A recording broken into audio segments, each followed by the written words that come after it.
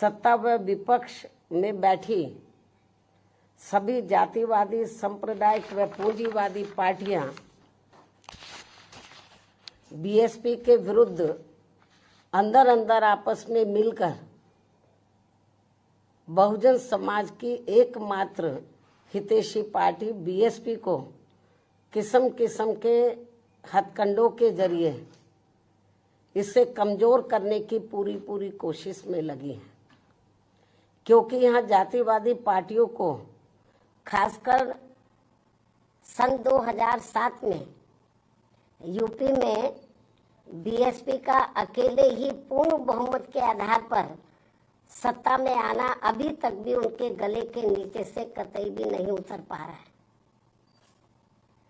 और तभी से यहाँ सभी जातिवादी व खासकर दलित विरोधी पार्टियां किस्म किस्म के हथकंडे इस्तेमाल करके बीएसपी को कमजोर व खत्म करने में लगी है।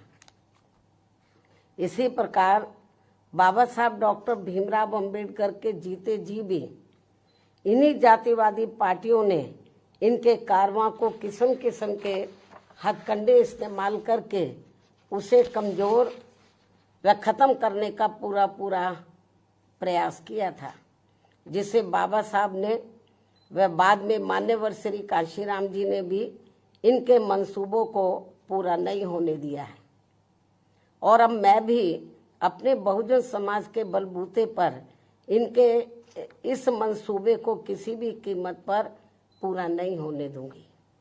ये मेरा पार्टी के लोगों को वायदा है, जिसके लिए मुझे अपने बहुजन समाज का हर स्तर पर साथ मिलना भी बहुत जरूरी है। और अच्छी बात यह है कि बहुजन समाज पूरे तन मन धन के साथ अब मेरे साथ खड़ा है, अभी भी खड़ा है। इतना ही नहीं बल्कि दलित व अन्य उपेक्षित वर्गों के लोगों को ये मालूम है कि ये लोग यूपी में बीएसपी की पूर्ण बहुमत की सरकार बनने से पहले यहाँ जातिवादी उच्च वर्गों के लोगों के सामने, यानी कि जो बहुजन समाज के लोग हैं, खास तौर से दलित वर्ग के लोग, यहाँ जातिवादी उच्च वर्गों के लोगों के सामने ना तो चारपाई पर बैठ सकते थे और ना ही उनके बराबर की कुर्सी पर भी बैठने की हिम्मत जुटा सकते थे। लेकिन सन 2007 में बीएसपी की अकेले पूर्ण बहुमत की सरकार बनने के बाद से ये सब अब काफी कुछ बदल गया है। अब ये लोग उनके बराबर में चारपाई व कुर्सी आदि पर भी पूरे सम्मान के साथ बैठ सकते हैं। ये जो बहुजन समाज के लोग हैं, यही है वास्तव में यहाँ सही सामाजिक परिवर्तन। यही है वास्तव में यहाँ सही सामाजिक परिवर्तन, जिसे मेरे नेतृत्व में बनी बीएसपी की सरकार ने लाया है। लोग सामाजिक परिवर्तन की बहुत बात करते हैं, लेकिन उसको धरातल पे कभी उतारते नहीं हैं। लेकिन मेरे नेतृत्व में सन 2007 में जब अकेले पूर्ण बहुमत की सरकार बनी तो इसे मैंने धरातल पे उतारा है, जिससे यहाँ यूपी में हमारे संतों, गुरुओं व महापुरुषों का काफी हद तक सपना साकार हुआ है, जिसकी वास्तव में पूरी देन मान्यवर श्री कांशीराम जी की है। और ये सब यहाँ समाज में परिवर्तन लाने के मामले में इतिहास के पन्नों में जरूर लिखा जाएगा। इसके साथ ही बीएसपी की सरकार ने ही यहाँ यूपी में इन वर्गों के लोगों को, यानी कि बहुजन समाज के लोगों को काफी हद तक अपने पैरों पर खड़ा किया है। अपने संतों, गुरुओं व महापुरुषों को भी विभिन्न स्तर पर पूरा आदर सम्मान दिया गया है, जिसे लोग कभी भी नहीं भुला पाएंगे। लेकिन ये सब यहाँ सभी जातिवादी पार्टियों के गले के नीचे से अभी तक भी नहीं उतर पा रहा है।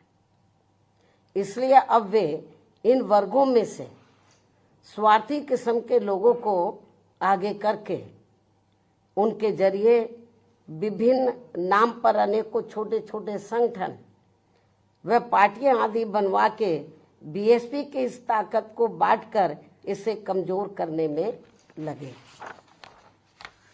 जिनसे बहुजन समाज के लोग जरूर सचेत रहे। यही समय की मांग है और यही पार्टी व मूवमेंट के हित में इनका सही कदम भी होगा यदि हमारे लोग सचेत रहते हैं। इसके अलावा यहाँ मैं ये भी कहना चाहूंगी कि देश के प्रधानमंत्री बीच बीच में अपनी खुद की गरीबी का तो जरूर उल्लेख करते रहते हैं, लेकिन इन्होंने दलित व अन्य उपेक्षित वर्गों के लोगों की तरह यहाँ कभी भी कोई जातीय भेदभाव नहीं झेला है, जो ये सब हमारे संतों, गुरुओं व महापुरुषों ने समय समय पर झेला है, जिसे अभी भी इनके अनुयायी काफी हद तक झेल रहे हैं। इसलिए पार्टी के मिशनरी व परिपक्व लोगों से आज मेरी ये भी पुरजोर अपील है कि वे ये सभी जरूरी बातें अपने बच्चों व खासकर युवा पीढ़ी को जरूर हमेशा बताते रहें, जिनको तैयार करने की भी वास्तव में सही जिम्मेवारी इन्हीं लोगों की ही है।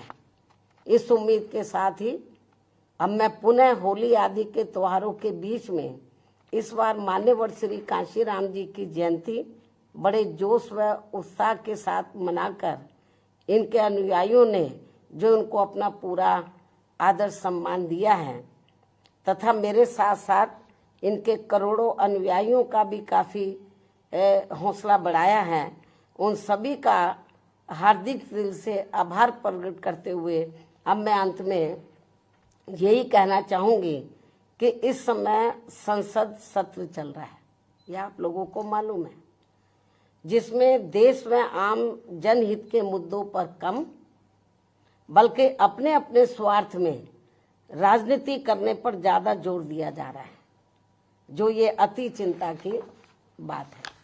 साथ ही पिछले कुछ समय से वक्फ बोर्ड पर भी सत्ता व विपक्ष द्वारा जो राजनीति की जा रही है, तो ये भी अति चिंता की बात है। और यदि ये मामला समय रहते आम सहमति से सुलझा लिया जाता तो ये ज़्यादा बेहतर होता। केंद्र सरकार इस मामले में जरूर पुनर्विचार करे, सोच विचार करे, ये भी हमारी पार्टी के केंद्र सरकार से पुरजोर अपील है। इस उम्मीद के साथ ही अब मैं अपनी बात यहीं समाप्त करती हूँ। धन्यवाद। जय भीम व जय भारत।